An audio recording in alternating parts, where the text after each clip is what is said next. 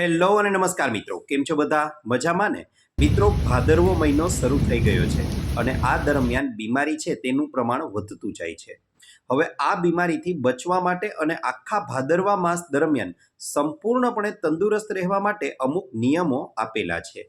એ નિયમોને આજે આપણે જાણીશું. નિયમ નંબર 1ની વાત કરવા જાઓ તો આ સમય દરમિયાન તમારે લોકોએ બને તેટલું દહીં અને છાશનું સેવન ન કરવું જોઈએ. તો તેની સામે શું ખાવું? તો ચોખા અને દૂધમાંથી બનેલી ખીર છે તે ખાવાનો આગ્રહ રાખવો જોઈએ.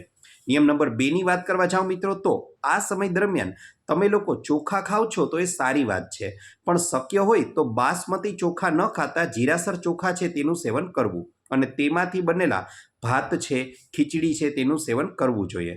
હવે ખીચડી આવે એટલે આપણને ખ્યાલ આવે કે સાથે સાથે મગનું સેવન પણ ઉત્તમ માનવામાં આવ્યું છે. તમામ કઠોળ આપણા માટે ફાયદાકારક છે, પરંતુ તેમાં મગ છે તે સર્વશ્રેષ્ઠ છે અને આ મહિના દરમિયાન મગનું સેવન ખાસ કરવું જોઈએ. સાથે સાથે વાત કરવા જાઓ મિત્રો, તો આ સમય દરમિયાન તમારે લોકોએ સુપાચ્ય શાકભાજી એટલે કે જેમાં બી ન હોય, બી વિનાના શાકભાજી એટલે કે વેલા પર ઉગતા શાકભાજી છે તે ખાવા જોઈએ. તે આ સમય દરમિયાન આપણા શરીર માટે ઉત્તમ માનવામાં આવ્યા છે, કારણ કે થોડું આપણું પાચન આ સમય દરમિયાન નબળું હોય છે.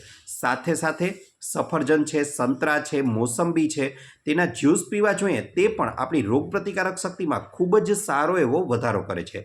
સાથે સાથે નિયમ નંબર 5ની વાત કરવા જાઓ તો આ સમય દરમિયાન ત્વચા સંબંધિત બીમારીઓ થવાની શક્યતાઓ વધે છે. માટે તેનાથી બચવા માટે કડવા લીમડાને પાણીમાં ગરમ કરી અને તે પાણીથી સ્નાન કરવામાં આવે તો ખૂબ જ વધારે ફાયદો થાય છે.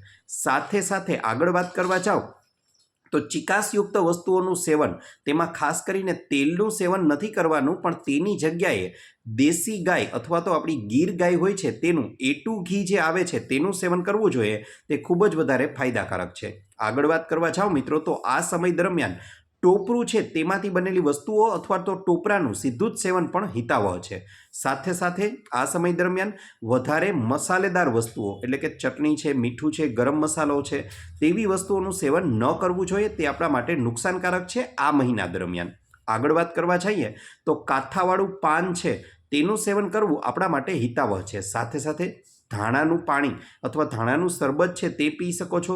તેની સાથે સાથે તમે લોકો વરિયાળીનું શરબત છે તે પણ પી શકો છો અને તેની સાથે સાથે તમારે લોકોએ ગોળનું સેવન પણ કરવું જોઈએ. તેને પણ આ મહિના દરમિયાન ખૂબ જ હિતાવહ માનવામાં આવ્યા છે. તો અહીં દર્શાવેલા નિયમોનું પાલન કરો અને સ્વસ્થ રહો.